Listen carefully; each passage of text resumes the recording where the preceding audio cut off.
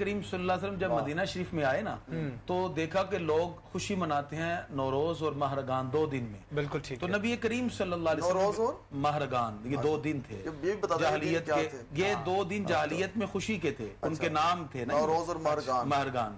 تو نبی کریم صلی اللہ علیہ وسلم نے فرمایا کہ اب اللہ تعالیٰ نے تمہیں ان 2 دنوں کے بدلے میں اللہ نے 2 خوشیوں کے دن عطا فرما دیے, جس میں ایک عید الفطر ہے اور ایک عید الاضحیٰ ہے. واہ واہ. تو یہ خاص طور پہ خوشی کے دن ہے. اور چونکہ یہ کہ اگر ہمارے علم میں کوئی بات آئے, اگر ایسا معاملہ ہے تو ہمیں وہ غلط فہمیاں دور کرنی چاہیے, خاص طور پہ بجائے اس کے کہ دل میں رکھا جائے.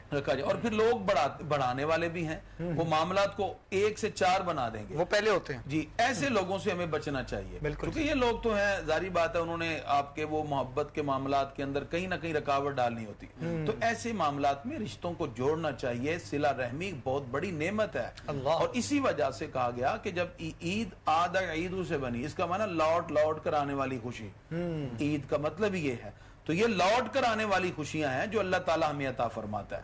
اور پھر یہاں تک بھی میں نے ایک روایت میں پڑھا کہ جس وقت ہم عید کے لیے نکلتے ہیں تو خوشی کے چہرے اور مسرت کے ساتھ جب ہم عیدگاہ کی طرف جا رہے ہوتے ہیں تو اللہ تعالیٰ فرشتوں سے کہتا ہے اور فخر کرتا ہے, فرشتوں دیکھو یہ بندے جنہوں نے عبادت ریاضت میں 1 مہینہ گزارنے کے بعد کس طرح مسرت کے ساتھ یہ عیدگاہ کی طرف بڑھتے آ رہے ہیں, تو بتاؤ پھر میں ان کو کیا اجر دوں.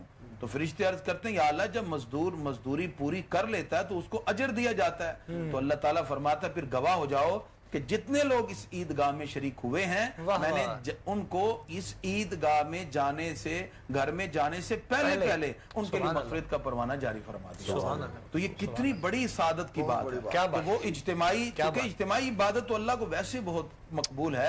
تو فرمایا کہ یہ جو لوگ آ گئے ہیں اور یہ اب یہاں عیدگاہ میں ہیں, یہ پلٹ کر گھر جائیں گے تو ان کو گھر میں جانے سے پہلے مغفرت کے پروانے دے دیے جائیں گے. تو یہ مسرت کے لمحات ہمیں اسی طرح محبت, عقیدت اور ایک دوسرے سے گلے شکوے مٹا کر سیلیبریٹ کرنے چاہیے. بات ہوں عبداللہ ابن عباس فرماتے ہیں تدارس العلم ساعتا من اللیل, رات کی 1 گھڑی دین کا مسئلہ سیکھ لینا خیر من احیاء, پوری رات کی بیداری سے افضل ہے.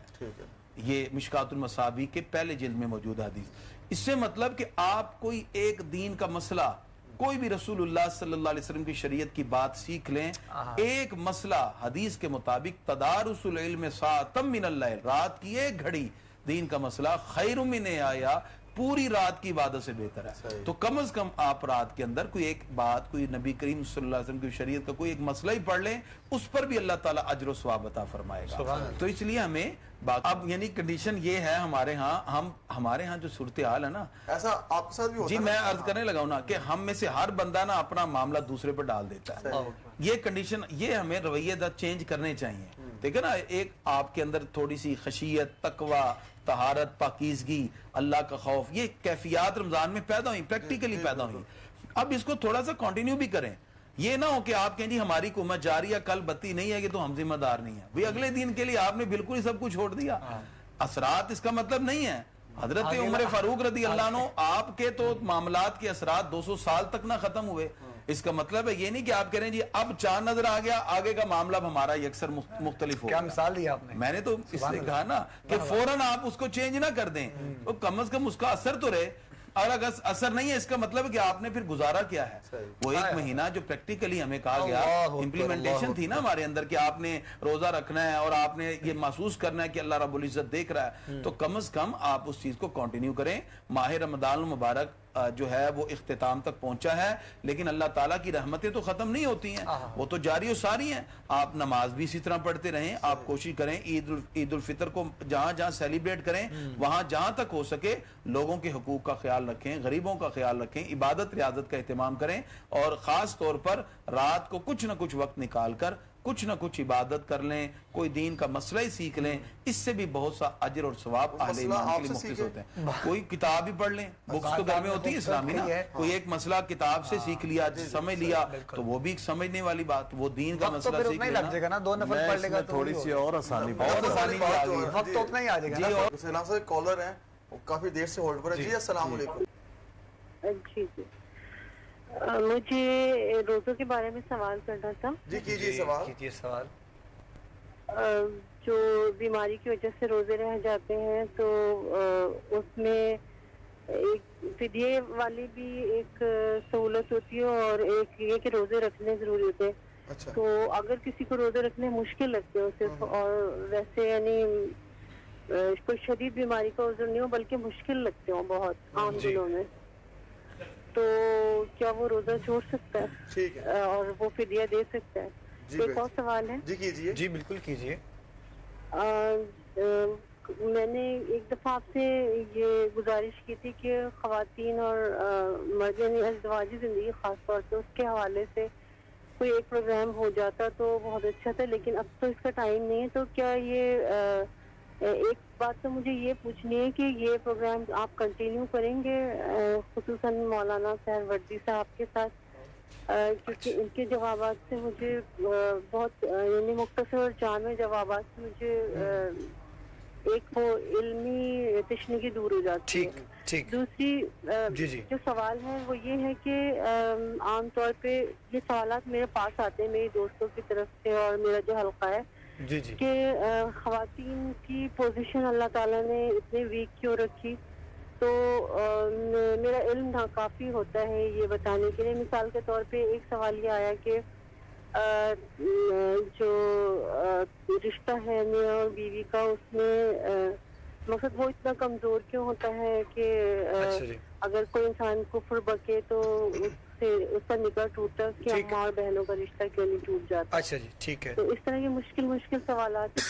چلیں انشاءاللہ ہم کوشش کرتے ہیں. سوال 2-3 ہم تک پہنچ چکے ہیں, بالکل پہنچے, اور بڑے مختصر ان کے جواب. وہ ہماری بہن تھی علامہ صاحب, وہ غالباً ہماری جواب ہو گیا. جی اس میں اصل میں عرض کر دوں بہتر نہیں ہے, بلکہ شریعت نے جو مسئلہ متعین کیا ہے اس میں لازم ہے, یعنی یہ فدیہ صرف وہ شخص دے سکتا ہے یا دے سکتی ہے جو اتنا بوڑھا ہے شیخ فانی, جس کو زندگی میں اب روزہ رکھنے کی طاقت نہیں ملے گی. ایک دوسرا, اللہ نہ کرے ایسی بیماری ہے کہ اب زندگی میں کبھی وہ ٹھیک نہیں ہو سکتا یا ہو سکتی, وہ شخص جو ہے وہ فدیہ دے گا.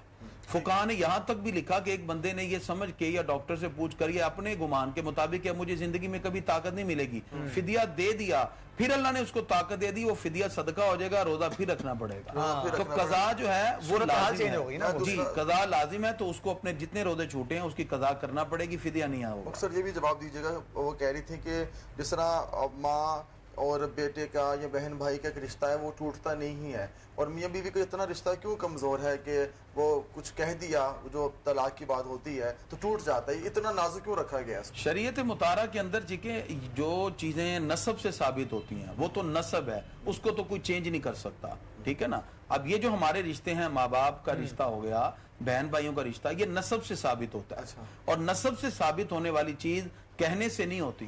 کوئی شخص کہہ بھی دے دے کہ میں نے اپنی وراثت میں تمہیں حصہ نہیں دینا, تو وراثت میں پھر بھی اس کو حصہ ملے, کیونکہ یہ نسب سے ثابت ہے.